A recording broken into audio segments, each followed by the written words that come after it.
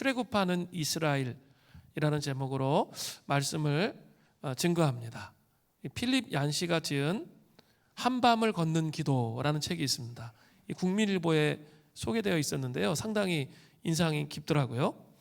영국 성공의 신부인 또 시인인 존 던이라는 사람이 이제 쓴 그 17세기 유럽에서 패스트가 한참 유행할 때 자신에게도 이 병증이 발견되어서 병의 진행 과정과 내면 세계를 반영한 글 23편을 썼습니다.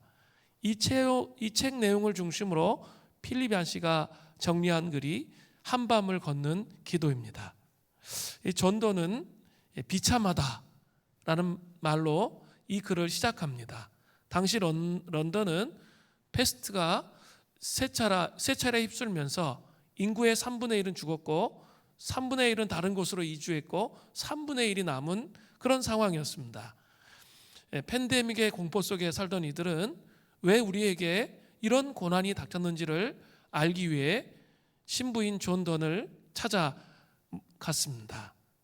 전염병을 피하는 대신 교구민 곁을 지키기로 한 존 던은 매일 오전 4시에 일어나서 오후 10시까지 성경을 연구하면서 이들에게 위로의 말씀을 전하려고 힘을 썼습니다. 그런데 그에게 어느 날 패스트의 징표인 반점이 생긴 거죠. 이제는 존 던이 하나님께 묻기 시작합니다. 양떼가 저를 절실히 필요로 하는 지금 어떻게 저를 하나님께서 쓰러뜨리실 수가 있습니까? 따지는 거죠. 또 고통으로 몸부림치는 인간을 지켜보는 일을 하나님께서는 즐기십니까? 세상에 도대체 어떤 메시지를 전하려고 하십니까? 그 원망과 답답함에 그런 항변을 하는 거죠. 존 던의 이러한 질문은 코로나 시대를 맞이한 현대인이 품었던 물음과 아주 유사합니다. 존 던의 모습이 사실은 우리의 모습입니다. 코로나뿐만 아니라 우리 머리로 이해하기 힘든 상황이 우리 앞에 전개될 때 우리 마음속에 원망하면서 마음이 실존적으로 방황하는 그런 모습을 보일 때가 많잖아요. 그런 모습과 똑같습니다. 존 던은 그런 고통스러운 마음 속에서 시시각각 찾아오는 고통과 죽음을 저주하면서 성경 인물인 욥과 예레미야, 다윗의 시련을 기억하면서 하나님의 은총을 계속 간구했습니다. 의사의 말을 도대체 어디까지 믿어야 되는지 염려하고 전염 위험 때문에 가족과 친지와 떨어져 고립될 것을 두려워하는 모습에서는 코로나19 백신과 이 자가 격리 효과에 대해서 고민하고 있는 그런 현대인의 모습들을 읽을 수가 있습니다. 두려움에 떨던 존 던은 끊임없이 하나님 앞에 나가서 하나님의 궁극적인 뜻이 징계가 아니라 자비임을 발견하게 되고 드디어 평안을 찾게 됩니다. 그러면서 그는 이렇게 말합니다. 죽음이 분명 징계처럼 느껴져도 죽음으로 예수님과 연합하는 일은 하나님의 자비를 알리는 무엇보다도 큰 증거입니다. 그런 고백을 하게 됩니다. 회복 가능성이 없다는 진단을 받았을 때 그가 남긴 기록들은 다시 한번 우리가 반추해 보면 삶의 의미를 다시 한번 생각해 볼 수 있는 그런 내용이에요. 그는 고통 속에서 이 하나님을 깊이 만나고 나서 그는 이런 고백들을 합니다. 가난과 부족함이 있어야 감사의 덕을 발휘할 수 있고 어려운 상황이 몰려와야 인내의 덕을 발휘할 수 있습니다. 그가 이렇게 고백합니다. 또 그는 이렇게 또 얘기해요. 다른 사람의 죽음은 우리의 죽음을 준비하는 교리문답이며 타인의 조종소리, 죽을 때 종을 치는 이 종소리는 메멘토 모리, 자신의 죽음을 기억하라는 그 메멘토 모리의 상징으로 삼아야 된다는 거죠. 주변의 사람들이 죽어가는 것을 보면서 메멘토 모리, 자신의 죽음을 기억해야 될 그 상징으로 묵상하며 서 있어야 된다. 죽어가면서 그는 그런 묵상을 했습니다. 결국 그는 수많은 고통이 있었지만 극적으로 결국 패스트의 소나기에서 빠져나옵니다. 그러면서 그는 이렇게 말합니다. 우리는 하나님의 방법이나 그 배후에 놓인 이유를 이해하지 못할 때가 있습니다. 그죠? 하나님의 방법과 배후에 놓인 이유를 전혀 이해하지 못할 때가 있습니다.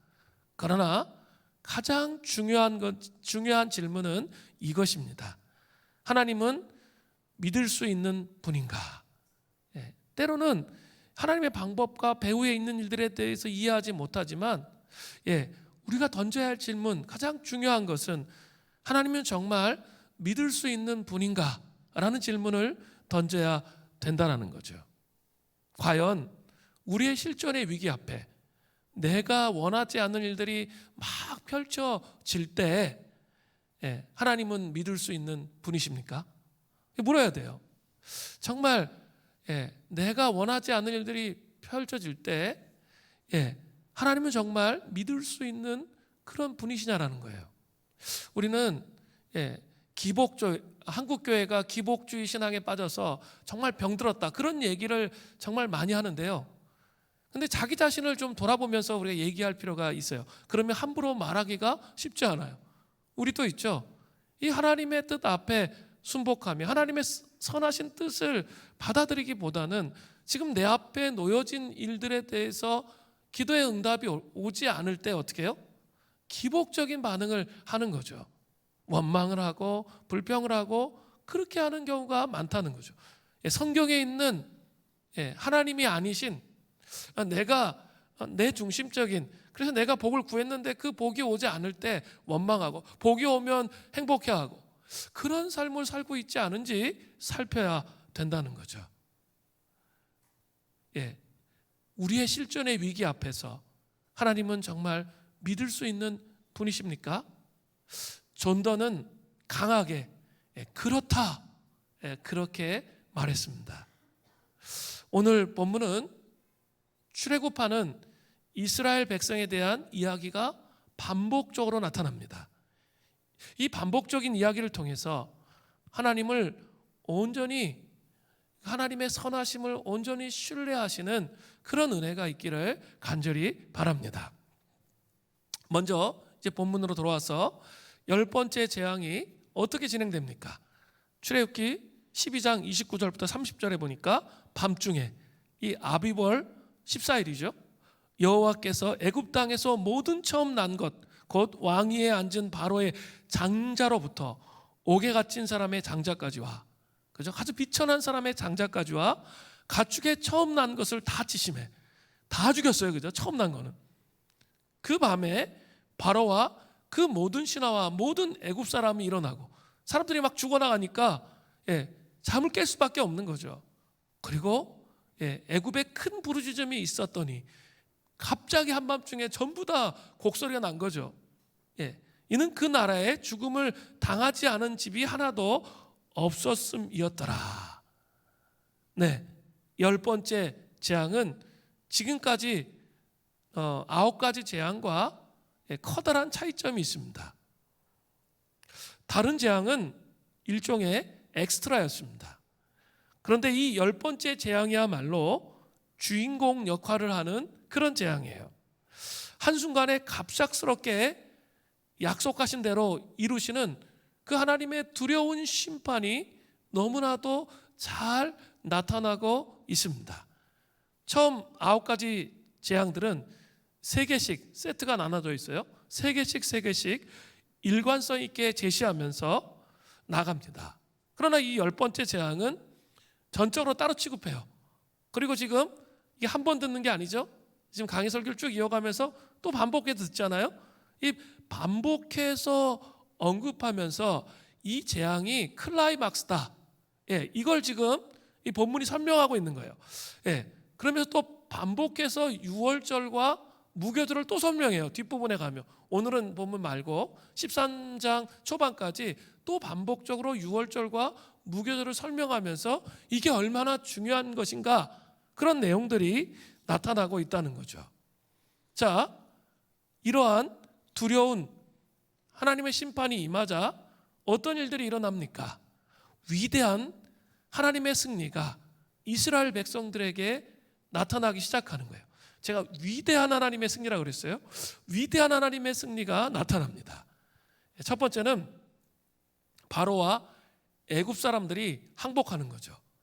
먼저 바로의 항복을 볼까요? 출애굽기 12장 31절부터 32절을 보세요. 여기도 밤에라고 시작되죠. 밤에 바로 앞에 모세와 아론이 밤중에 긴급하게 호출됩니다. 밤에 바로가 모세와 아론을 불러서 이르되 너희와 이스라엘 자손은 일어나 내 백성 가운데서 떠나 너희의 말대로 가서 여호와를 섬기며 너희가 말한 대로 너희 양과 너희 소도 몰고 가고 나를 위하여 축복하라 하며, 바로는 마지막 재앙에서 완악함의 끝판왕이었죠. 계속 완악하게 나왔잖아요. 그런데 이제 이 완악함의 한계를 드러내는 거죠. 그리고 모든 것을 다 포기하고 이스라엘 백성에게 여호와를 섬기라고, 예배드리라고 그렇게 말합니다. 자신이 사이비신임을 아주 적나라한 그 한계를 드러내는 거죠. 그 바로는 태양신의 아들, 라신의 아들이잖아요. 그러니까 사이비의 신에 불과하다라는 것을 보여주고 있어요. 그리고 또 이스라엘의 모든 요구들을 다 들어주고 있어요. 이제는 양과 소도 몰고 가라는 거예요. 또한 바로는 여기서 이스라엘 백성들을 이스라엘 자손이라고 부르고 있죠. 거기에 보면 이스라엘 자손이라고 31절에 부르고 있어요. 바로는 한 번도 이스라엘 백성을 이스라엘 자손이라고 부른 적이 없어요. 그냥 이스라엘 백성들은 자기가 생각하기에 노예였을 뿐이에요. 노예였을 뿐입니다. 그러나 드디어 이제 이곳에서 인정하는 거죠. 인정함과 아울러 자신을 위해서 축복해달라고까지 말합니다. 이전까지는 재앙만 없애달라고 해서 재앙만 없애달라고 말했지 축복해달라는 말을 하지 않았어요. 그런데 처음으로 그런 내용이 나와요. 이것은 최종적인 작별을 의미하고 하나님의 축복을 남겨놓아 다시는 재앙이 애굽인들에게 임하지 않게 해달라는 그런 요청인 거죠. 이스라엘 백성 앞에서 하나님으로 말미암아 이 사이비신 바로가 완전히 케오페되는 그런 내용이 나오는 거죠. 아주 처참한 항복을 하는 그런 내용이 나타나고 있습니다. 애굽 사람들은 어떠합니까? 출애굽기 12장 33절부터 34절에 나오죠. 애굽 사람들은 말하기를 우리가 다 죽은 자가 되도다 하고 그 백성을 재촉하여 그 땅에서 속히 내보내려고 하므로 그 백성이 발교되지 못한 반죽 담은 그릇을 옷에 싸서 어깨에 매니라. 애굽 사람들은 우리가 다 죽은 자가 되도다 라고 말하면서 이스라엘 백성들을 애굽 땅에서 속히 나가도록, 그죠? 재촉하는 거죠. 이 재촉하다는 게 압력을 넣는다는 거예요. 빨리빨리 나가라고. 완전히 케오페한 그런 모습이 나오죠. 자, 이러한 위대한 하나님의 승리가 반드시 하나님의 백성들에게 주어집니다. 아무도 아멘을 안 하네요. 자, 이러한 위대한 하나님의 승리가 반드시 하나님의 백성들에게 주어져요. 이때는 진짜 아멘을 해야 돼요. 반드시 위대한 하나님의 승리가 하나님의 백성들에게 주어집니다. 이러한 위대한 하나님의 승리를 경험하려면 또 조건이 있어요. 반드시 그분께서 우리 삶에 선하게 역사하시는 분이심을 깨달아야 돼요. 그래서 선하게 역사하시는 분임을 깨달아야 그 위대한 승리를 경험할 수 있다는 거죠. 그냥 상황으로 인해서 중간에 포기해버리고 무기력함 속에 갇혀 있으면 안 된다는 거예요. 이게 아주 중요해요. 제가 한 가지 예를 들어서 한번 더 설명해 볼게요. 3살짜리 아들이 있어요. 그런데 그 아이와 길을 가다가 애가 넘어졌어. 그래 머리통이 깨졌단 말이에요. 그럼 아빠가 병원에 데리고 가겠죠. 간호사들은 이 아이를 손을 갖다 묶어놓는 거 침대에. 그리고 이제 의사가 아이의 머리를 막 꿰매기 시작하는 거죠. 아빠는 그 아들의 손을 꼭 잡겠죠. 그렇지만 막 거의 뭐 냉정함도 아빠가 없겠죠. 그런 상황이에요. 근데 아들은 막 소리를 질러대는 거죠. 아빠, 아저씨가 날 아프게 해요. 못하게 해주세요. 아빠 못하게 해줘. 막 애절하게 막 애걸복걸 하는 거죠. 아빠는 가슴이 막 찢어지는 듯 해가지고 서 있는 것조차 막 힘들고 막 그렇잖아요. 애가 너무 고통스러워하면 아빠 그럴 거 아니에요? 그렇습니다. 아들은 아버지를 자신의 보호자로 알고 있었습니다. 그런데 아버지가 왜 그를 지금 이 상황 속에서 보호하지 않는지 알고 싶어 하는 거죠. 물론 아버지는 아들을 보호하고 있지만 이번에는 그를 보호하는 방법이 다른 거죠. 어쨌든 그의 상처를 꿰매지 않은 채 그냥 놔두면 안 되잖아요. 아픔을 겪도록 그죠? 놔둘 수밖에 없는 거예요. 자, 그런데 의사가 아들의 상처를 꿰매는 동안 다른 사람이 그 아들의 귀에 속삭이는 거죠. 아들, 네 아빠는 사실 널 사랑하지 않아. 너 다리 밑에서 주웠어. 단 그렇지 않으면 내가 이렇게 아프도록 놔두지 않을 거야. 네가 만약 내 아들이면 나는 이런 아픔을 겪게 하지 않을 텐데. 막 그렇게 옆에 속삭인다고 생각해 보세요. 이것은 우리가 어려움을 겪을 때 자주 나타나는 그런 영적인 모습이에요. 잘 생각해 보세요. 하나님은 우리에게 가장 좋은 것이 무엇인지 아세요. 그러나 우리의 원수 마귀는 하나님이 정말 우리를 사랑하신다면 우리에게 그런 시련을 겪지 않게 하실 것이다. 그렇게 미혹을 하는 거예요. 그죠? 미혹을 하는 거죠. 속으면 안 돼요. 근데 너무나 많은 사람들이 속아요. 이것은 그냥 단지 근시안적인 생각일 뿐이에요. 우리가 이러한 거짓말에 우리의 내면 속에서 귀를 기울이면 심각한 영적인 타격을 입어요. 거짓된 생각을 분별하는 능력이 필요해요. 그죠? 그 하나님의 말씀을 묵상한다는 건 뭐냐면 이런 거짓된 생각을 분별하는 능력을 키우는 거예요. 우리 안에 수많은 마귀가 주는 생각, 내 생각, 하나님이 주는 생각이 막 흘러가요. 그죠? 가만 놔둬도 어떤 사람이나 예외는 없어요. 다 흘러가요. 그죠? 부정적인 생각에서부터 긍정적인 생각까지 다 흘러간단 말이에요. 마귀가 주는 생각, 하나님이 주는 생각, 하나님의 사람이라면, 말씀을 읽었다면 이 생각들이 막 흘러간다는 거죠. 그런데 뭐예요? 영적 분별력으로 이것은 마귀가 주는 생각이야. 끊어내고 말씀을 내가 묵상한 대로 그 하나님의 말씀을 붙잡는 거, 그게 뭘까요? 영적인 분별력이에요. 그게 영적인 능력이에요. 그 영적인 능력이 있어야 영적인 타격을 입지 않아요. 그러기 위해서 뭐 하는 거죠? 경건에 이르는 연습을 하는 거죠. 끊임없이 말씀을 묵상하는 거예요. 그래서 경건이 나의 습관이 되도록 그렇게 하는 이유가 뭐예요? 결국은 이 말씀을 붙잡아서, 그죠? 이 마귀가 주는 모든 생각을 끊어버리기 위한 것이죠. 분별의 능력이 필요한 거예요.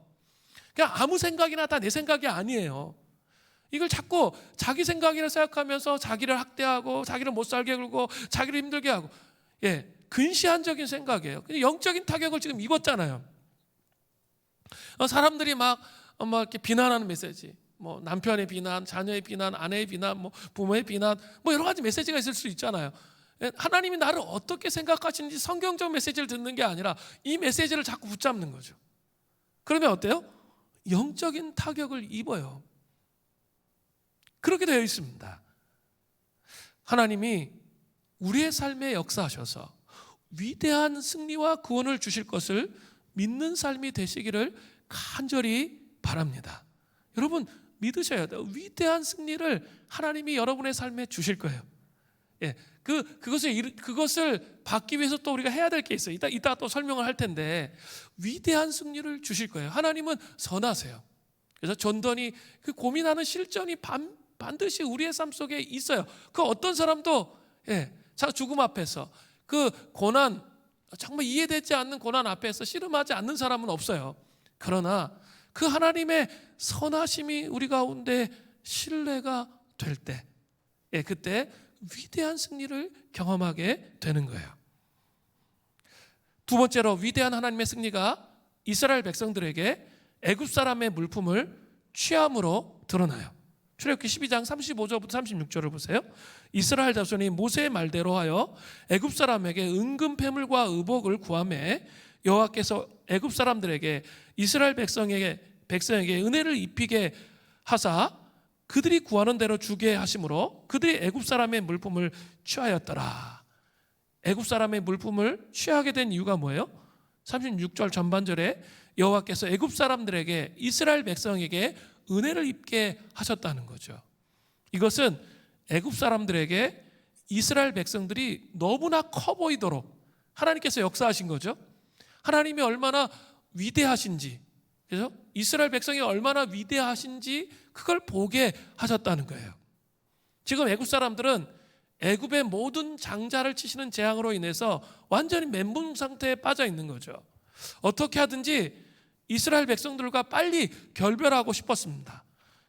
그들은 하나님이 너무나도 두려웠기 때문이죠. 그래서 빨리 그들에게 자신들이 가지고 있는 은금, 패물, 의복을 주어서 그냥 빨리 내보내려고 했던 거죠. 결국 하나님께서 지속적으로 말씀하신 것처럼 애굽에 은금, 패물, 의복을 가지고 나올 수 있게 되었다는 거죠. 이스라엘 백성은 애굽 땅에서 노예로 고통스럽게 살았어요. 그러나 이제는 전쟁의 전리품을 취하듯이 애굽의 물품을 취해서 당당하게 출애굽하게 되었던 거죠. 하나님은 하나님의 백성들에게 이러한 놀라운 은총을 경험하게 하십니다. 삶에 놀라운 간증이 있도록 그렇게 하신다는 거죠. 도저히 안 될 것 같은 상황이었는데 내 인간적인 힘으로 이건 도저히 불가능해. 그런데 하나님이 개입하셔서 승리하게 하시고 전리품을 취하게 하는 경우가 우리의 삶 속에 많아요. 적어도 한두 번은 경험해 왔죠.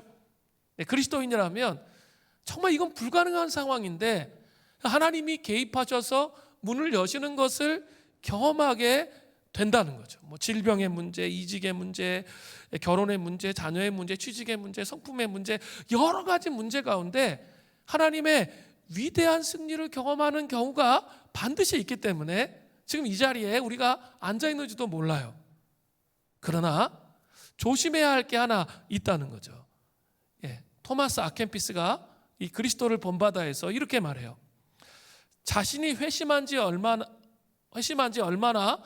오래되었는지 세면서도 정작 자신의 삶에 맺히는 회심의 열매는 보잘것없는 사람들이 많습니다. 그죠? 자기가 언제 회심했는지 30년 전에 회심했고 40년 전에 회심했고 이런 거 센다는 거예요. 그런데 문제는 뭐예요? 자신의 삶에 맺히는 회심의 열매, 영적으로 성장한다는 것, 영적으로 성숙한다는 것은 삶이 영적 여정이란 말이에요. 끊임없이 열매가 맺혀져야 되거든요. 그 예수님과 연합되는 그 기쁨이 있어야 되고, 그래서 친밀한 교제 안에 들어가야 되고, 내가 40년 전보다 지금 예수를 정말 깊게 알아서 예수님과 더 친밀한 사랑 안에 들어간다면 그런 영적 여정을 제대로 온 거예요. 근데 40년 전보다 퇴보해버렸어. 그렇다면 문제가 있는 거예요. 회심의 열매, 삶의 변화가 있고 주님과의 친밀한 사랑 안에 들어가는 그런 과정이 반드시 있어야 된다는 거죠.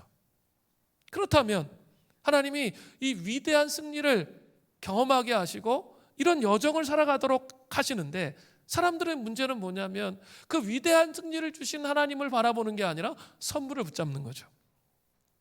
그러니까 기적적으로 취직하게 하셨는데 그 다음부터 이제 새벽기도 끝. 그 전에는 막 새벽기도하고 말씀 보고 막 어떻게든지 막 씨름해서 들어갔어요. 기적적으로 하나님 역사하시거든요. 근데 그 위대한 승리를 경험했는데 그 다음부터는 바빠, 힘들어 하면서 모든 걸 다 놔버리는 거죠. 그렇다면 어떻게 되는 거예요? 회심의 열매가 없는 거예요. 영적 여정으로서 성장의 그 과정이 없는 거죠. 그러니까 선물이 우상이 되는 거죠. 위대한 승리가 그냥 우상이 돼버린 거예요. 하나님 자신을 구하면서 영적 여정을 계속 가면 어떻게 될까요? 분명한 것은 여러분의 삶 속에 계속적인 기적이 일어나요. 이거 분명해요. 하나님이 살아계시다면 여러분 삶 속에 위대한 승리가 날마다 경험되는 거예요. 삶이 기적이 돼요. 매일매일 삶 속에 경험이 되는데 우리는 딱 그거 딱 붙잡고 하나님 빼먹어. 그러니까 어떻게 돼요? 회심의 열매가 없어지는 거죠. 영적 여정을 포기하는 거죠. 하나님이 그것을 원하세요? 원하시지 않으세요? 결코 원하시지 않으세요. 그러니까 또 어떻게 하죠? 삶의 어려움을 주시는 거예요. 고난을 주셔서 그것을 깨뜨리고 하나님 앞에 나오도록 그렇게 하신다는 거죠. 드디어 이스라엘 백성들은 이제 출애굽을 합니다. 출애굽한 이스라엘 백성의 수가 얼마나 될까요? 출애굽기 12장 37절부터 39절에 나와요.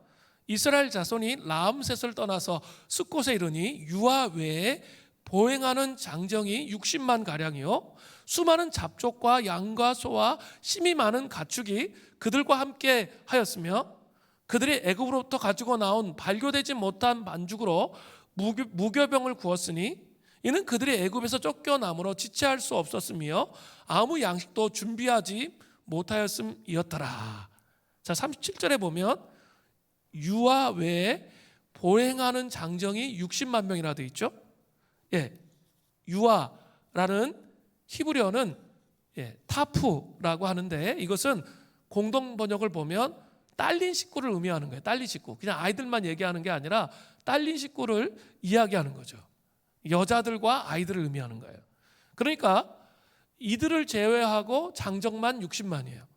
민수기 1장 46절부터 47절을 보면 레위 지파를 제외한 20세 이상의 장정이 60만 3,350명이었어요. 따라서 이 60만 3,350명 곱하기 한 가정당 아내가 있고 애 둘씩 쳐도 최소한 어떻게 되는 거예요?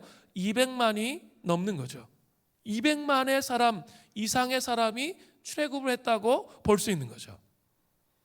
창세기를 보면 가나안 땅을 떠나서 애굽으로 이주한 숫자가 야곱의 자손 70명이었어요. 그죠? 야곱의 자손 70명이었는데 430년 만에 지금 200만이 넘는 엄청난 숫자로 불어났습니다.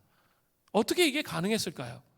한 세 가지 정도로 생각해 볼 수 있어요. 첫 번째는 아브라함에게 훈련된 종들만 318명이 있었어요. 그죠?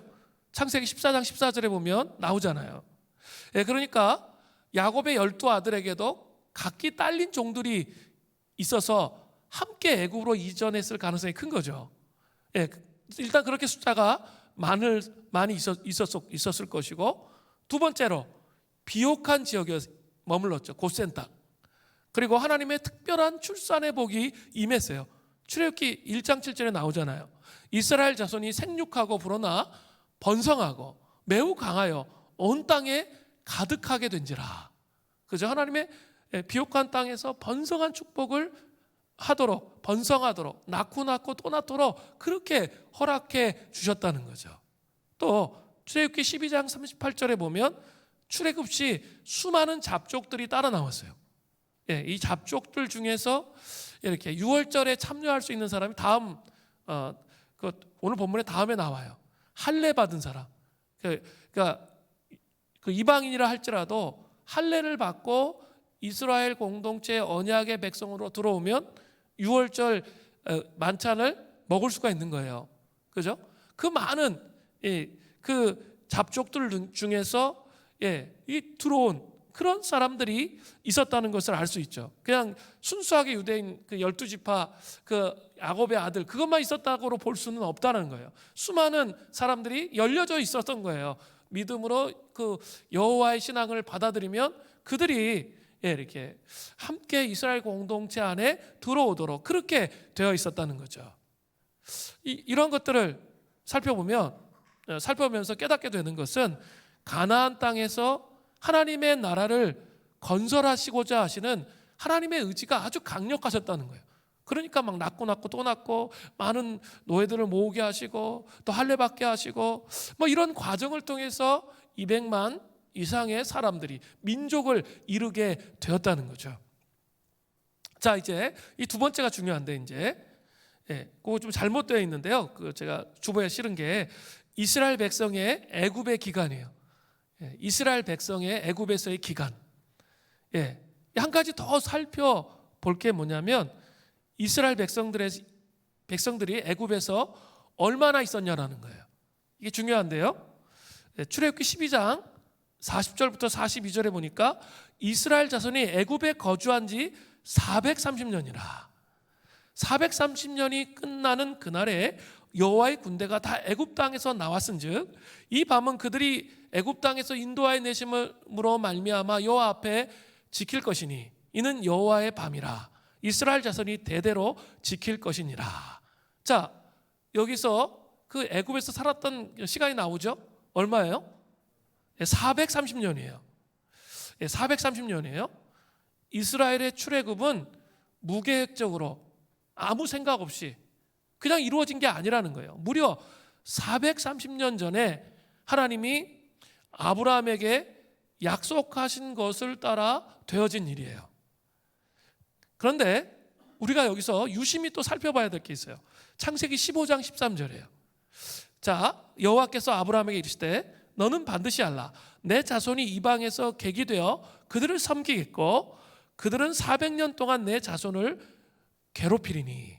창세기에는 출애 기간이 얼마나 돼 있죠? 400년으로 되어 있습니다.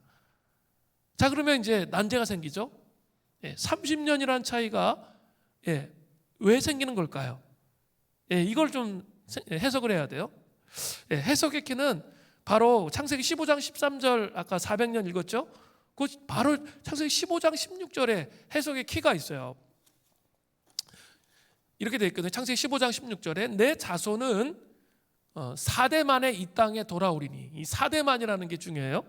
이는 아모리 족속의 제약이 아직 가득 차지 아니함이니라 하시더니. 가나안 땅에 다시 돌아올 텐데 몇 대 만에 온다는 거예요? 4대 만에 온다는 거예요. 이 4대가 중요해요. 창세기 15장 13절에 언급된 400이라는 숫자는 1대를 100년으로 계산한 거예요. 1대를 100년으로 계산해서 4대에 맞춘 그런 예언적인 숫자라고 볼 수 있는 거예요. 4대가 지나면 1대를 100년씩을 해서 400년 이렇게 예언을 한 거죠. 우리는 자꾸 현대인들에게 버리지 못하는 것 중에 하나가 뭐가 있냐면 과학적 세계관이에요. 근데 과학적 세계관으로 고대 근동이 문서잖아요. 그걸 바라보기 시작하면 다 틀려요. 맞지가 않는다고. 고대 근동의 관점으로 지금 제가 얘기한 대로 문서를 볼 줄 알아야 돼요. 좀 이렇게 자기 합리성을 내려놓고 그것을 봐야 이 텍스트를 제대로 이해할 수가 있거든요. 그런데 여기서 400이라는 숫자는 1대를 100년으로 계산해서 4대에 맞춘 예언적인 숫자라고 이렇게 이해를 하셔야 된다는 거예요. 그러니까 정확한 애굽의 체류 기간은 얼마예요? 출애굽 12장 40절에 봤잖아요. 430년인 거예요. 자, 이해되셨죠? 이게 자기의 틀, 이 과학적 세계관의 틀을 계몽주의에 영향을 받은 이 틀을 깨지 못하면 본문의 텍스트를 제대로 해석하기가 어려워요. 430년이 맞는 겁니다. 자, 출애굽기 12장 41절에 이렇게 돼 있죠. 430년이 끝나는 그날에. 그래서 그날에가 중요한 거예요. 이 단어는 출애굽기 12장 51절에 또 반복돼요.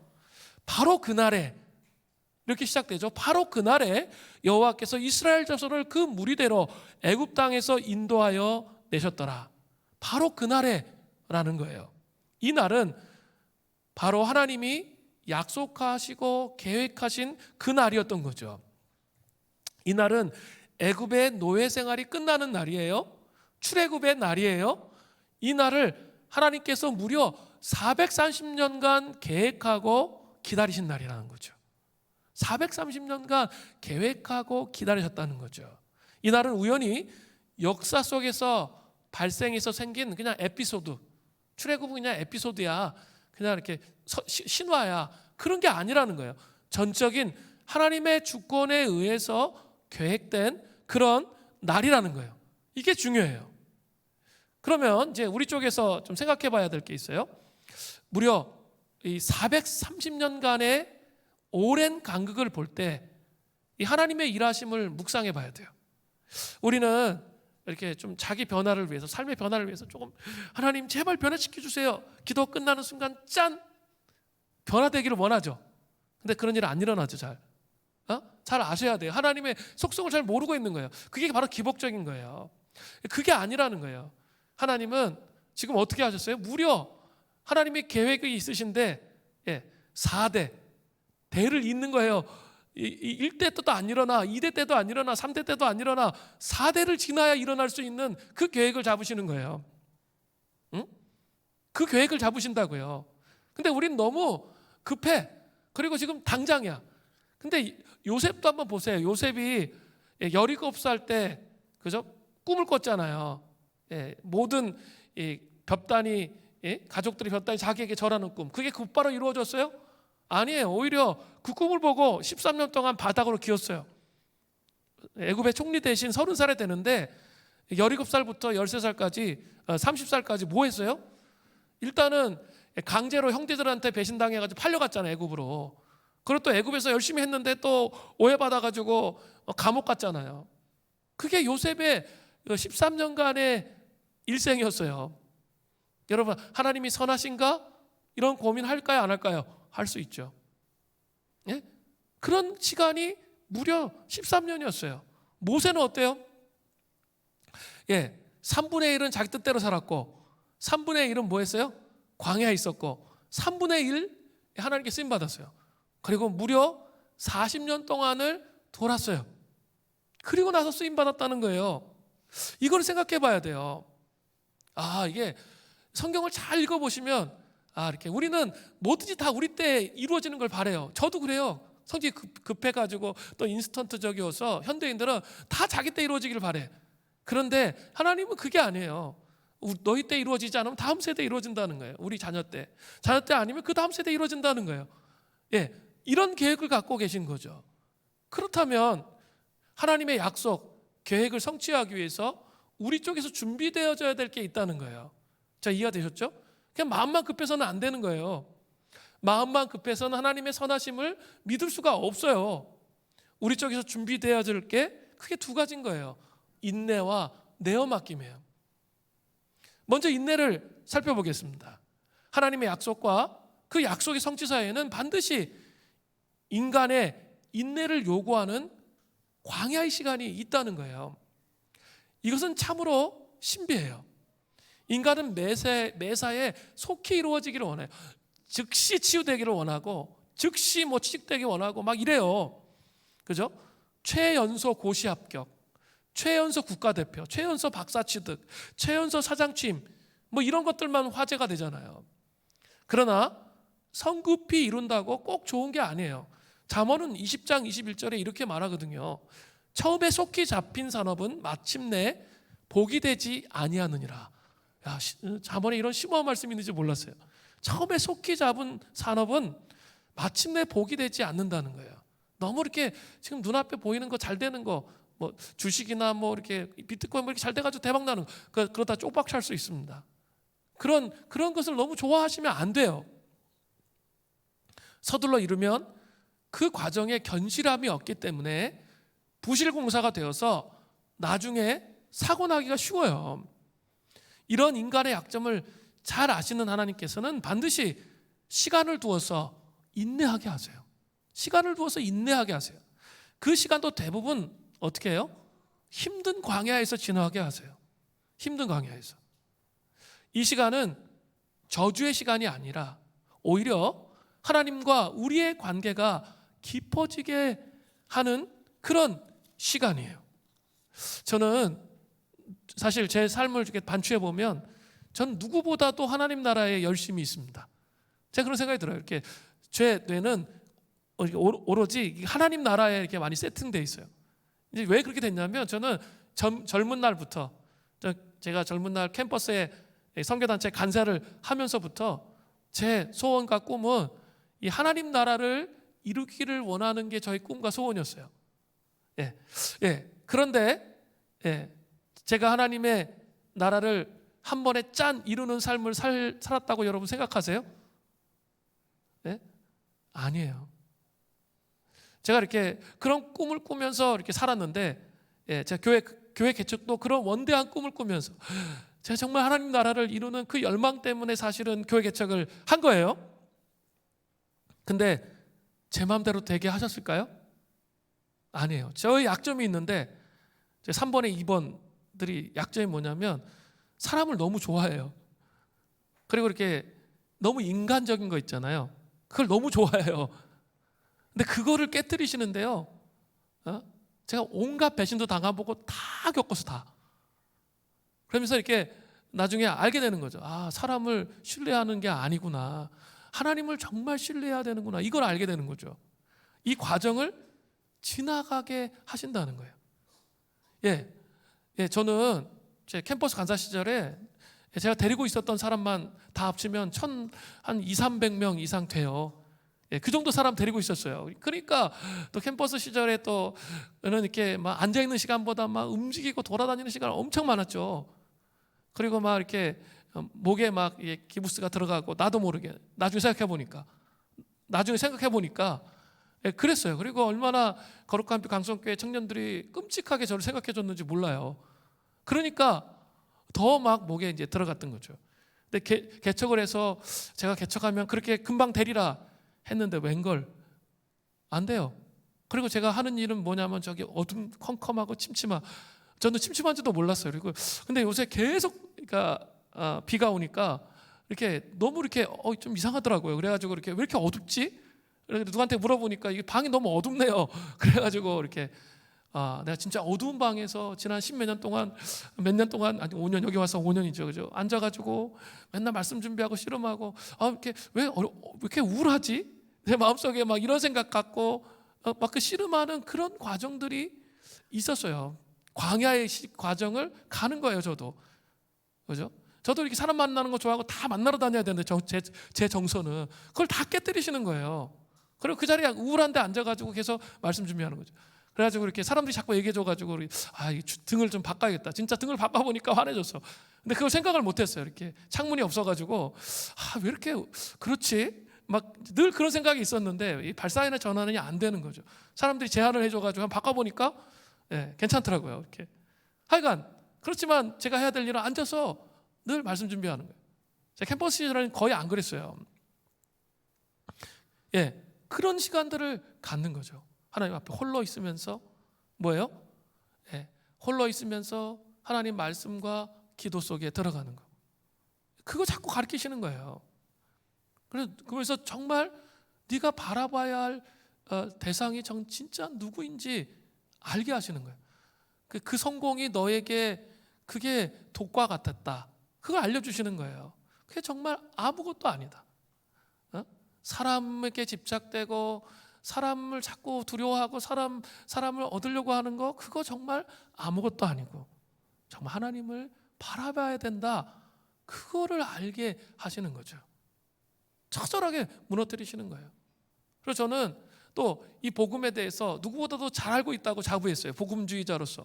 그래서 십자가에 대해서 잘 알고 있고 뭐 그런 걸 늘 설교했는데 제가 이 여정을 오면서 특히 교회력의 사이클에 맞춰서 이 초대교회 영적 여정을 쫙 준비하면서 제가 깨달은 게 있어요. 정말 복음을 모르는 사람이었구나. 여러분 어떠세요?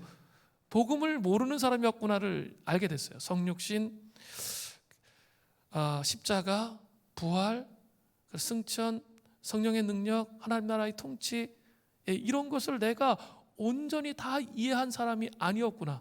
나는 이거를 다 구분해서 부분적으로 이해하고 다 이해하고 있다고 생각을 하고 살아온 거예요. 여러분 어떠세요? 네? 저는 그렇게 제가 그 정도였으니까 여러분은 또 비슷했을 거예요. 이게 복음주의자들의 어떤 한계 속에 갇혀서 이 복음의 어떤 그 영광스러움이 무엇인지 이해를 못했어요. 그러니까 십자가만 강조하다 보니까 이 부활과 이 모든 걸 연결해서 강조하고 십자가를 강조하면 십자가가 보여요. 근데 다른 걸 이것만 강조하다 보니까 그 다음 게 안 보이는 거예요. 제가 그렇게 살았던 기억이 나는 거예요. 그리고 이렇게 여러분 그러신지 모르겠어요. 어떤 청년하고 얘기했는데, 나이 많은 청년하고 얘기했는데 저랑 똑같은 증상이 있더라고요. 요새 지금 누가복음 읽잖아요. 아니죠, 요한복음 읽죠. 요한복음을 읽을 때 이 빨간 글씨들, 그 빨간 글씨들이 뭐죠? 예수님께서 하신 말씀이에요. 근데 제가 그러지 않았거든요. 근데 지금 말씀을 그 복음서를 읽을 때 이 빨간 글씨를 읽으면 가슴이 뛰어요. 여러분 뛰세요? 그 예수님이 얘기한 게 이게 그냥 옛날에는 추상적으로 다 이해가 됐는데 이 한 구절 한 구절이 추상적으로 이해할 게 아니라 다면적으로 이해가 되기 시작하는 거예요. 다면적 이해가 되면서 복음이 정말 이런 거구나, 이런 걸 아는 거죠. 난 젊은 날에 대학생들 그렇게 가르치면서 십자가의 복음을 다 알고 있다고 생각했는데 웬걸 정말 반쪽짜리 복음을 알고 있었고, 이 과정을 통해서 하나님께서 복음이 무엇인지를 깊이 이해할 수 있도록 알게 하셨다는 거죠. 그리고 하나님은 하나님의 계획과 약속에 그 하나님의 약속에 맞추어서 저를 연단시켜 오시는 그 과정을 오게 하셨다는 거예요. 이게 중요해요. 그죠? 이게 중요해요. 광야의 시간은 기도와 말씀으로 새로워지는 시간이에요. 이게 없이는 그냥 광야 시간 광야로 끝내지 마세요. 그러면 진짜 광야 안 끝나, 평생 그대로야. 그런데 정말 말씀을 가지고 기도로 씨름을 하면 변화돼요. 저는 요새 계속 묵상하는 게 뭐냐면 경건의 중요성, 경건에 이르는 연습의 중요성, 이런 거 많이 묵상하거든. 그죠? 여러분도 우리 모든 교인들이 경건에 이르는 그 중요성을 좀 깊이 깨달았으면 좋겠어요. 특별히 코로나19 시대에는 아무 누구도 나의 영성에 대해서 챙겨주는 사람이 없어요. 코로나 시대 이전에는 리더들이 잔소리하죠. 말씀 안 읽으면, 기도 안 하면 잔소리하고, 하나님 그러니까 있죠, 바닥까지 내려가지 않을 수 있었어요. 근데 있죠, 지금은 그렇게 할 수가 없잖아요. 그죠? 혼자인데 자기가 경건이 딱 이루는 연습이 되어서 하나님 앞에 이것이 딱 들어와 있어서 분별과 식별이 안 되면 그냥 무너진다는 거예요. 그게 이 시대의 특징이에요. 그리고 하나님이 계속 우리에게 요구하시는 게 이 경건에 이르는 연습이에요. 저에게 계속 이걸 말씀하세요. 제 마음속에 이게 되게 많이 와닿아요. 여러분 매일매일 삶 속에서 경건에 이르는 연습을 하고 계신가요? 이거 물어야 돼요. 작은 시간이도 괜찮아요. 제가 시편 기도 하라고 그랬잖아요. 이거 한 40분, 45분이면 해요. 근데 매일매일 여러분 하세요? 제가 이렇게 한 동산에서 설문조사한 거 보니까 수림교회 사이클을 하시는 분이 한 70% 정도 되시더라고요. 제가 생각할 때는 다른 교회보다 훨씬 높은 비율이에요. 거의 대부분이 많이 하고 계신다고 생각이 들어요. 그런데 30% 형제자매들에게 좀 묻고 싶어요.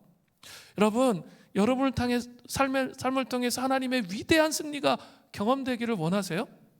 그렇다면 여러분 안에 뭐가 채워지는 게 있어야죠.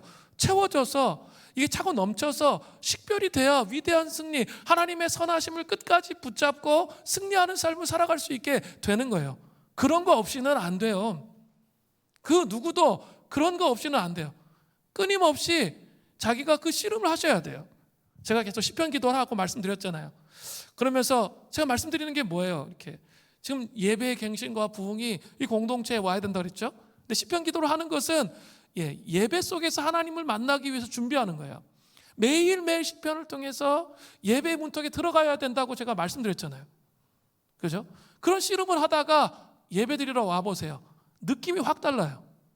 금요심야기도 했다 아주 독특한 경험을 했어요. 이렇게 우리 사역자끼리 모여서 기도하는데 진짜 힘들더라고요. 우리 성도님들의 그 상황이 다 느껴지는 거죠. 우리 같이 기도하니까 너무 힘들어가지고 기도 끝난 다음에 제가 이렇게 바깥에 배회했어요. 이렇게 기도가 안 돼. 그래 바깥에 배회를 했어. 이렇게 너무 고갈이 되는 거예요. 그냥 기도만 했는데 우리 성도들을 위해서. 근데 그래가지고 바깥에 배회하면서 이렇게 좋은 좀 녹색을 봐야겠다 하면서 계속 그러고 앉아 있었어요. 그리고 들어왔어. 그리고 이제 예배를 했어요. 시작할 때 거의 막 밑으로 그냥 밑으로. 우리 삶이 계속 이 말씀의 경건으로 채워져 있지 않으면 그런 거예요.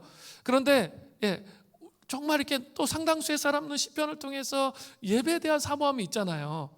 그러니까 같이 예배를 딱 드리는데 점점 풀어지는 거예요. 느끼셨죠? 그리고 어떻게 해요? 하나님의 임재 가운데 들어가는 거예요.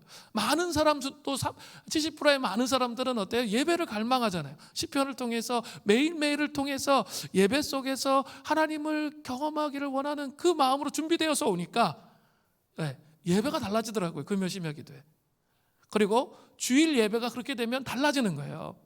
그 책임이 저에게도 있지만 성도님에게도 있다는 거예요. 그래서 준비되어져야 된다는 거죠. 경건에 이르는 연습이 왕도가 없어요. 그 경건이 나의 삶에 체득화되지 않으면 우리의 삶에 위대한 승리를 경험할 수 없어요. 그 하나님의 그 약속이 이루어지는 것, 선하신 하나님의 약속이 이루어지는 것 경험할 수 없게 된다는 거예요. 이것을 기억하셔야 돼요. 그리고 인내하면서 경건에 이르는 연습을 하셔야 돼요. 두 번째는 인내와 아울러 하나님의 계획을 이루는데 쓰임받는 사람이 되기 위해서는 두 번째로 필요한 게 있어요. 내어맡김이에요. 내어맡김. 하나님의 계획, 언약을 이루는 참된 믿음을 가늠하는 진정한 잣대는 우리가 얼마나 성공했냐 이거에 있지 않습니다. 우리가 얼마나 내어맡겼느냐 이거에 있는 거예요. 얼마나 내어맡겼느냐. 그리스도인의 믿음은 어떤 믿음입니까? 우리가 날마다 그리스도 안에서 죽어야 하는 믿음이에요. 이게 아주 중요하거든요. 고집스러운 그리스도인들은 양 끝에 머리가 달린 말과 같아요. 양 끝에 계속 고집스럽게 끝까지 땡기면 있죠. 이게 계속 왔다 갔다 이거 하잖아요. 고집스러운 그리스도인과 하나님 사이에 밀고 당기는 그냥 싸움만 평생 있는 거예요. 자기를 죽이지 못하면 자기 인격이 좀 거칠 것 같은 사람 있죠. 하나님이 특별히 더 다루시도록 해야 돼요. 그렇지 않으면 항상 삶이 이렇게 딜하는 거예요. 하나님과 왔다 갔다 밀고 당기 이렇게 그 양 끝에 머리 달린 그 말이 계속 끌어당기고 당기고 그러다가 인생 끝나요. 영적 성장이 없다는 거예요. 영적 여정을 갈 수 없다는 거예요. 자기 그 고집을 꺾어야 돼요. 그리고 하나님의 뜻을 따르기 위해서 자신을 죽여야 되는 거예요. 그래야 끌려가죠. 이게 하나님과 지금 이게 씨름하고 있어요. 이게 왔다 갔다. 근데 그런 성도님들이 많아요. 그리고 평생을 그렇게 살아요. 기도도 정말 거칠게 자기가 뭐 금식하면 다 기도 응답 받을 수 있어. 그런 성도님들 꽤 많이 만났어요. 착각이에요. 그렇지 않아요. 그런 게 기복신앙이에요. 그렇지 않습니다. 그런 게 아니에요. 왜 하나님과 이렇게 밀고 당기기를 하세요? 그게 아니라는 거예요. 내어 맡겨서 그분을 따라가야 되는 거죠. 우리는 하나님께 자신을 내어 맡기는 삶을 살기 위해서 두 가지 근본적인 문제를 질문하게 되어 있습니다. 하나는 하나님은 선하신 분인가? 이 질문을 반드시 한다는 거예요. 두 번째는 하나님은 주인이신가? 이것에 대해서 묻습니다. 우리는 이 두 가지 문제를 해결하기 전까지는 사실 아까 머리 두 개 끌어당기는 거 있죠. 하나님과 전쟁 중이에요. 하나님이 선하신가? 내 인생에서 하나님 선하신가? 하나님이 내 인생의 주인이신가? 사실 이 질문은 이 두 질문과 씨름하는 것이 잘못되었다고 제가 말하는 것이 아니에요. 이 질문들은 아까 존 더니 했던 것처럼 처음에 그런 고통이 오면 누구나 다 던져요. 아니 죽음 앞에서 던지지 않을 사람이 어디 있겠어요? 다 던지는 거예요. 그것은 정당한 질문이에요. 그런데 우리가 아버지 하나님과 관계에서 새로운 친밀감을 가지려면 우리 자신에게 솔직해야 돼요. 그리고 그 솔직함을 통해 하나님 앞에 이 질문들을 하는 거죠. 하나님 정말 선하십니까? 내가 지금 이런 죽음의 현실 앞에 있는데 하나님 정말 선하세요? 하나님, 제가 시련의 이 과정 가운데 있는데, 하나님 직장에 잘렸는데, 하나님 정말 당신은 선하십니까? 하나님 정말 당신은 주인이십니까? 그거 물어야 돼요. 그게 정당한 거예요. 묻지 않고 있죠. 원망과 불평만 계속해. 그럼 아무 문제도 해결 안 돼요. 근데 하나님은 정직하게 묻기를 원하세요. 기도 속에, 기도의 자리로 가야죠. 고통스럽지만 기도의 자리에 가서 그걸 묻는 거죠. 그러면 반드시 하나님은 답을 주세요. 답을 해오신다는 거죠. 그러면 아까 존돈이 그랬던 것처럼 이런 결론에 도달하는 거죠. 그렇습니다. 하나님은 선하십니다. 그렇습니다. 하나님은 주인이십니다. 이게 가슴으로 고백이 된다는 거예요.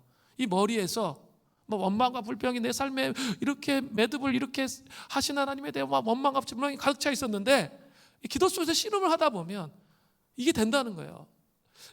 하나님은 선하십니다. 하나님은 주인이십니다. 이게 가슴 속에 와닿지 않으면 하나님과 친밀한 관계를 맺는 게 불가능해요. 그죠? 이 기도 속에서 이루어지는 거예요. 이 질문에 대한 답을 얻어야 그 다음에 하나님과의 친밀함이 들어오는 거예요. 우리가 하나님의 선하심과 주되심을 의심하면 어떻게 우리가 하나님께 나를 내어 맡길 수 있어요? 내 힘대로 살아야지. 많은 사람들이, 많은 그리스도인들이 자기 힘으로 살아요. 자기 재능으로, 자기의 능력으로 살아요. 맡기지 못하는 거죠. 왜 그래요? 이 자기 안에 갇혀 있는 거예요. 이 자기 안에 갇힌 걸 해결하지 못한 거예요. 많은 사람들이 자기 안에 갇히면 이게 어떻게 돌아요? 돌아. 쳇바퀴가 돌아. 그리고 하나님에 대해서 의심하고 하나님 주되심에 대해서 인정하지 않아요. 그러니까 근데 교회에서는 많이 들었으니까 겉으로는 그런 척 하죠. 근데 속으로는 있죠. 그렇지 않아요. 왜 나는 이런 삶이 있고 왜 이런지, 이런 씨름이 있다는 거죠. 근데 그걸 가지고 어떻게 하라고요? 하나님 앞에 들고 나가야 돼요. 그래서 정말 가슴으로, 존던이 했던 것처럼 가슴으로 하나님이 어떤 분이신지, 내가 죽더라도 그것이 어떤 의미인지 이것들이 이해되기 시작하면 그러면 그 삶 속에 그 빛이 들어오는 거예요. 그리고 하나님의 선하심이, 하나님의 주인 되심이 이해가 되고요. 그리고 그 다음부터는 인격적인 친밀함 가운데 주님과 함께 들어가게 되는 거예요. 토마스 아켄피스는, 그리스도로 본바다를 지은 토마스 아켄피스는 하나님의 선하심을 믿는 것에 대해서 이런 고백을 해요. 당신이 기뻐하는 일이라면 무엇이든지 내게 행하시옵소서. 당신께서 내게 행하시는 것이라면 어느 하나라도 선하지 않을 수 없기 때문입니다. 내가 어둠에 거하는 것이 당신의 뜻이라면 당신을 찬양합니다. 내가 빛 가운데 거하는 것이 당신의 뜻이라면 당신을 찬양합니다. 당신께서 내게 위로를 주시더라도 당신을 찬양하며, 당신께서 내게 고통을 허락하시더라도 당신을 찬양합니다. 내 아들아, 내가 나와 동행하기를 원한다면 바로 이러해야 한다. 기뻐할 준비가 되어 있는 것처럼 고난 당할 준비도 되어 있어야 한다. 충만하게 부유할 때처럼 궁핍할 때도 기뻐해야 한다. 이런 예언적 기도를 실어놓은 거예요. 그러면서 세워져 있는 것. 하나님의 선하심이 경험되어져야 신뢰하고 맡길 수 있어요. 그 내어 맡김의 증거는 어떻죠? 지금 우리 가정이 다 망했어. 우리 교회 다 망했어. 직장이 다 망했어. 그래도 마음속에 있는 그 증거가 있어요. 내어 맡김의 증거. 그게 뭘까요? 평안함이에요. 하나님이 이 과정 속에서 이게 끝이 아니고 430년 기간이에요. 끝이 아니고 지금 내 광야고 이것을 뛰어넘어서 하나님께서 정말 하나님이 원하시는 그 뜻 가운데 나를 인도해 주실 것이다. 그 하나님의 선하심을 믿는 거죠. 이게 필요한 거예요. 윌리엄 로우는 하나님의 주관하심을 믿는 것에 대해서 또 이렇게 얘기했어요. 세상에 오직 그분만을 위해 창조되었듯이 모든 사람은 자신을 하나님의 특별한 섭리의 대상으로 그분의 동일한 보살핌과 보호 아래에 있는 존재로 여겨야 합니다. 어느 한 사람이 특정한 시기에 특정한 부모에게 특정한 장소와 환경에서 태어난 것은 결코 우연이 아니에요. 모든 영혼은 하나님이 정하신 때와 정하신 환경에서 그분의 뜻을 따라 특별한 목적을 위해서 육신을 입습니다. 그죠? 우리 막 그렇잖아요. 돈 많은 이건희 그 사장, 회장 아들로 태어났으면 내가 이런 고생 안 할 텐데, 남편은 맨날 벌어오는 돈이 100만 원도 안 되고 200만 원, 한 100만 원, 200만 원 되고, 뭐 맨날 뭐 쓰려고 해도 없고, 뭐 맨날 그럼 짜증나고, 옆집 남편 보면 막 진짜 막 1,000만 원씩 벌어오는데 뭐 하면서 막 불평하고 불만하고 막 그러잖아요. 그리고 저 사람은 정말 사랑을 너무 많이 받고 자랐는데 나는 아버지도 안 계시고, 뭐 아니면 아버지가 알코올 중독이고, 막 그 어려움과 막 고통 속에서 막 짓밟히고 상처받고 막 이렇게 자랐는데, 하나님 왜 그런 데서 날 자라게 하셨지? 하면서 원망하고 불평할 때가 있잖아요. 근데 윌리엄 로우는 말해요. 하나님의 목적이 계시다는 거예요. 그분의 뜻에 따라서 이 땅에 그 가정에서 태어난 거예요. 그죠? 이걸 믿으세요? 그게 하나님의 주관하심을 믿는 거예요. 응? 예, 우리 아이 다른 애 비하면 하면서 막 이렇게 하는데, 정말 하나님이 이 아이를 딱 맞게 우리 가정에 보내주신 걸 믿으세요? 중요한 부분이에요. 정말 믿으세요? 내 마음에 안 들지만, 나랑 똑같아가지고 마음에 안 들지만 이 아이가 우리 가정에 온 게 맞는 거예요. 그게 하나님의 계획이야, 목적이고. 그러면 어떻게 해야 돼요? 그 주관하심을 믿고 받아들여야 되는 거죠. 그렇게 해야 된다는 거예요. 제가 늘 쓰는 말이죠. 있죠. 불공평한 인생 속에서 공평하신 하나님으로 세워지는 게 인생이에요. 인생은 불공평해요.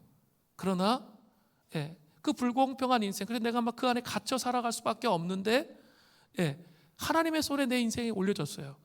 그러면 그 선하신 하나님, 주인이신 하나님께서 우리를 주장하시고 이끄시면서 어떻게 하는 거예요? 우리를 그 위대한 승리로 우리의 삶을 이끄시는 거예요. 이 눈이 열려야 돼요. 성경을 많이 읽으시잖아요. 그렇다면 이 눈이 열려야 돼요. 위대한 승리로 하나님 이렇게 이끄시는구나 알아야 돼요. 내어 맡김을 통해서 하나님이 우리를 그렇게 이끄시는 거예요. 교회 옮기는 거, 사람들은 뻑하면 그냥 교회 옮긴대. 자기는 뭐 말씀의 은혜가 없고 기도 또 뭐가 어쩌고 저쩌고. 하나님께 기도하세요. 그리고 하나님이 정말 너하고는 이 교회가 아닌가 보다, 아닌 것 같다, 자기 생각이 아니라 하나님 그렇게 분명히 말씀하시면 옮기면 돼요. 그건 하나님께서 말씀하시는 건데, 그런 게 아니야. 다 자기 생각 속에 나오는 것 같고 막 얘기해. 그거는 어떻게 보면 하나님이 이 교회로 부르셨는데 자기 감정, 자기 생각 때문에 그걸 내어 맡기지 못하기 때문에 자기 마음대로 사는 것과 다를 바가 없어요. 그런 게 아니라는 거예요.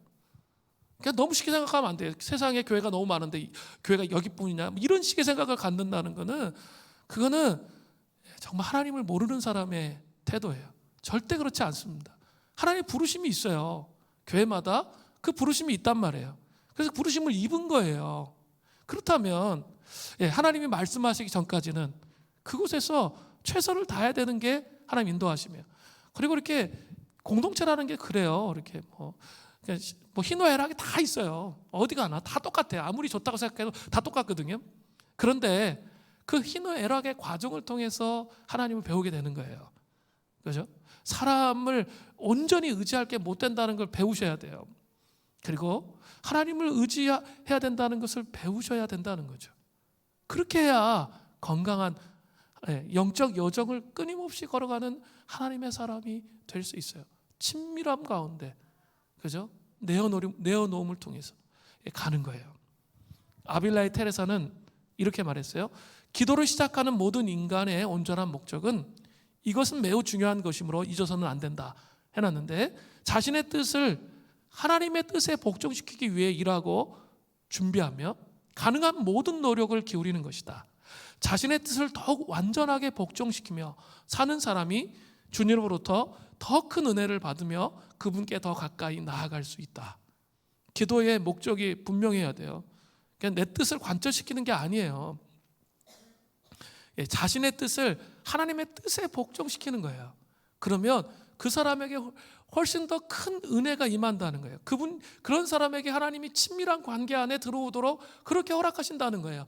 그러면 그 사람의 삶에 뭐가 있는 거죠? 날마다 위대한 승리가 경험되는 거예요.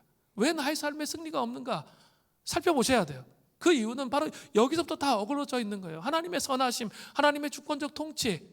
그래서 인내함과 내어 맡김을 통해서 이 여정을, 영적 여정을 걷지 않았기 때문에, 이 친밀함과 친밀함 속에서 이 여정을 걷지 않았기 때문에 오는 과정이라는 사실을 여러분 기억하셨으면 좋겠습니다. 오늘 말씀 기억하면서 우리 같이 한번 이 말씀 가지고 한번 기도하겠습니다. 주품에 품으소서. 우리 찬양하고 기도하겠습니다.